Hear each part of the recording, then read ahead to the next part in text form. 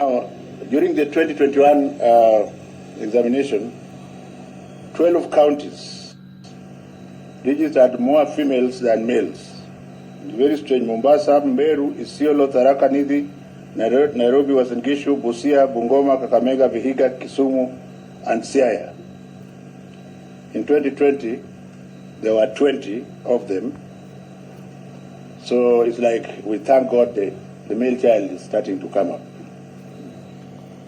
The number of candidates who are absent this time decreased from 12,424 to 11,500. The number of registered candidates who are below age increased from 26,000 to 33,000. The counties that had the highest entry for these candidates is very strange, and I'm going to read them very carefully. Baringo, Bomet, Kericho, West Pokot, and Nyamira. Doesn't make sense, but that is the truth. I'm asking, why not in the urban areas? So these counties, except for Nyamira, recorded similar trend last year. So it means then that there is something happening there. Could it be due to some traditional activities that they do there? We will do a tracer study to find out. The highest number of candidates came from the traditional years, over about 45% between 13 and 14 years. And when we jump to the overage, which is 19 years, they came from Turkana, Garissa, Kilifi, Kwale, and Mandera. Again, these countries, except for Mandera, recorded the same for last year. Performance per subject. Ladies and gentlemen, I'm happy to announce that 6 papers recorded an improved performance in the year 2021 as compared to 2020. These are English composition, Kiswahili Lugha, Kiswahili Isha, Kenyan Sign Language composition, Science and Social Studies. 3 other papers, Mathematics, English Language and Religious Education, recorded a drop in performance when compared to 2021. Kenya Sign Language recorded a comparable performance between the 2 years. In terms of gender, the performance of male and female candidates was comparable. However, the females always defeat the boys in English and Kiswahili, and they have maintained that. Male candidates were better in STEM subjects, Kenya Sign Language, Mathematics and Science, and Religious Education. Overall performance of the candidates. In 2021 examination, overall performance improved compared to 2020, although the highest mark dropped from 433 to 428. The mean average performance and quality of grades for all candidates is higher.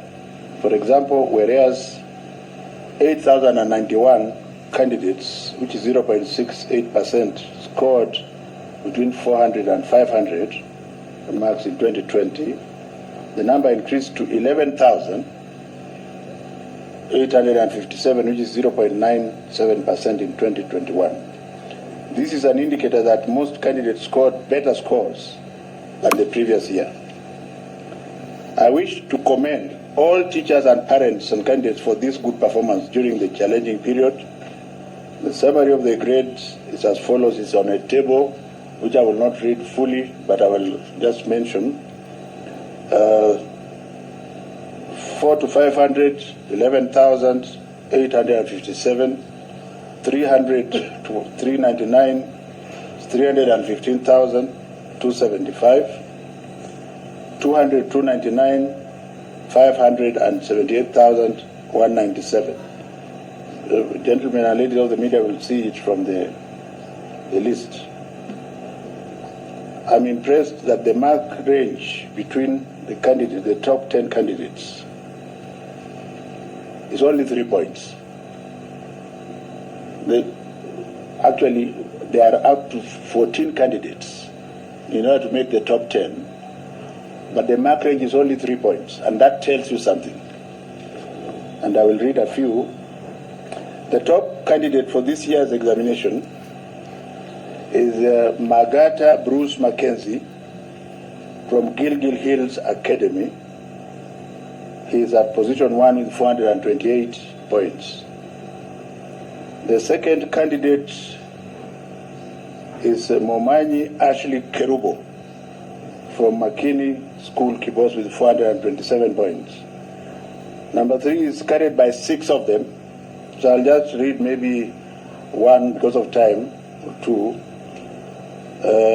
Kuoma Charity Bahoya Buyanzi, Holy Family Misihu Girls Primary School. The next is Mbogwa Sharon Wairimu Hete, Emmanuel Academy. Number 5, which is also with 3 points, it's Muteti Chantel Ndinda, Kitengela International School. Another one is 426 is Stanley Otieno Mondi, Rofinfield Junior Secondary School. Number 7, also with which is basically number 3, Wekesa Naomi, White Star Academy. Number 8, Kimani Ethan Karuga, Stepping Stones Preparatory, also with 426. Then the rest 4 are with 425, and the first one is Njeru Joel Junior Musioka. Njeru Joel Junior Musioka, Nyagwa Primary School. Then Kirinya Murioki Victor, PCEA Mwimbi Boarding Primary School. Second last one, Diana Rose Natolo, First Beth Academy.